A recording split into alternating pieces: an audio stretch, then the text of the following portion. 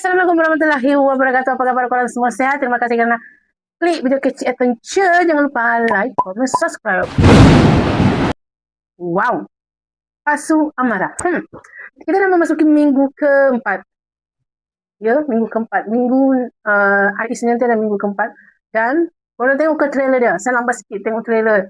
So, jom sama-sama kita tengok trailer untuk Pasu Amara. Okay, let's go. Apa ni? Saya Miza, isteri Firdaus.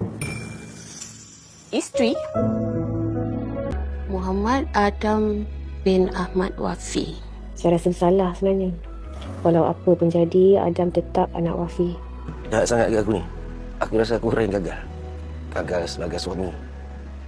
Gagal sebagai ayah. Sayang, I takkan ulang kesalahan I dekat Miza dekat you, okey? Kau anak betak! Apa lagi bar dengan kau suruh punya aku? Saya Natra, peguam Cik Wafi. Anak guam saya nak tuntut hak penjagaan anak terhadap Muhammad Adam bin Ahmad Wafi sepenuhnya. Apa yang kau ni degil sangat, ah? Menyakitkan hati aku? Kau ingat perangai Ferry dapat kau, eh? Tapi dah melampau, Sofia. Kau, dengan keturunan kau, tak layak untuk aku! Pergi pada anak tu! Hei! Tolong! Lalu banyak lu. Adam! Adam!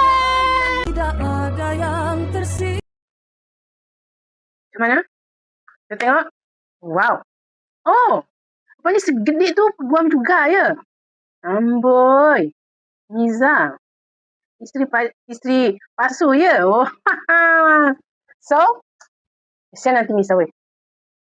Anak yang dia begitu ini, dia nak jaga sangat dari si Wafi. Akhirnya, si Wafi menuntut hak penjagaan sepenuhnya pada dia. Tak guna punya Wafi. Ish, dia segede tu pula jadi peguam si Wafi. Anggaplah dua-dua ex. Satu ex girlfriend, satu ex ni suami. Mengajar. So, kita tahu cerita ni macam mana. Saya masih jalur cerita dia, saya masih terhunggung ayang ni macam mana ni macam mana ni. So, kita santai-santai saja, okay? Kita tahu episod mana yang akan meledak, meletup, tung. Tapi next kalau si Miza diambil anak dia sudah semestinya lah weh. Mesti dia akan sedih sesedih-sedihnya. Takkanlah Wafi tak ada rasa kesian langsung weh. So kita akan tengok antara Miza dengan Wafi, Pasu dengan ex-girlfriend dia. Siapa yang akan menang, okay?